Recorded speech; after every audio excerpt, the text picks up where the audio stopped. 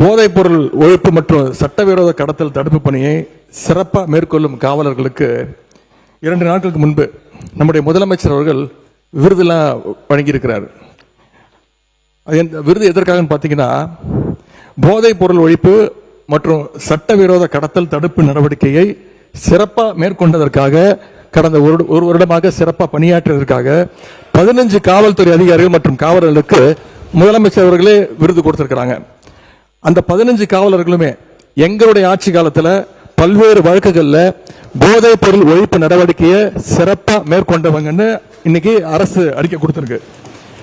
விருது பெற்ற அந்த 15 காவலர்களும் எத்தனை கிலோ போதைப் பொருட்களை பறிமுதல் பண்ணாங்க, எத்தனை குற்றவாளிகளை கண்டுபிடிச்சிருக்கிறாங்க, பிடிச்சாங்க, எவ்வளவு நாட்களுக்கு அவங்களுக்குலாம் தண்டனை வாங்கி கொடுத்திருக்கிறாங்க, இந்த விவரங்களை எல்லாம் அரசு வெளியிட்ட செய்தி குறிப்பில் தெளிவா சொல்லியிருக்கிறீங்க. போதைப் பொருள் தடுப்புக்கு எங்க ஆட்சியில நடவடிக்கை எடுக்கல அப்படின்னா அப்புறம் என்னதுக்கு இந்த காவலருக்கு முதலமைச்சர் அவர்கள் விருது கொடுத்தார் அப்படின்னு இங்க நான் பதிய வைக்க விரும்புகிறேன். அதேபோல் அமைச்சர் அவர்கள் சில கேள்விகளை கேட்கிறாரு. அமைச்சர்கள் கேட்கிற கேள்விக்கு தான் நான் தான் பதில் சொல்லணும் அப்படின்னு அடம்பிடிக்கிறாரு. இன்னைக்கு நானு நம்முடைய அனைத்து கட்சி தலைவர்கள், எதிர்கட்சி தலைவர்கள்லாம் இன்னைக்கு இந்த என்ன சட்டம் ஒழுங்கு சம்பந்தமா பேசிட்டு இருக்கிறோம்.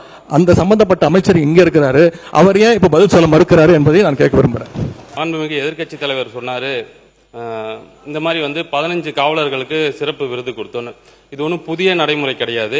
வருடம் புரட்சி தலைவி அம்மா காலத்திலிருந்தே இது கொடுத்துட்டு தான் வராங்க. அதனால போதை தடுப்புக்கு எந்த ஒரு நடவடிக்கையும் எடுக்கல. எதை வச்சு சொல்றேன்னா, அந்த கஞ்சா உட்பட பல பொருட்களை பறிமுதல் பண்ணாங்க. நாங்க இந்த 100 நாட்கள் அதை விட அதிகமா நம்ம தமிழக வெற்றி கழகம் ஆட்சி பறிமுதல் பண்ணியிருக்கு. அதுக்கான டேட்டாவை மானிய கோரிக்கையில நிச்சயம் நாங்கள் சொல்லுவோம். எதிர்கட்சி தலைவர் முடிச்சிடலாம், 1 மணி நேரம்.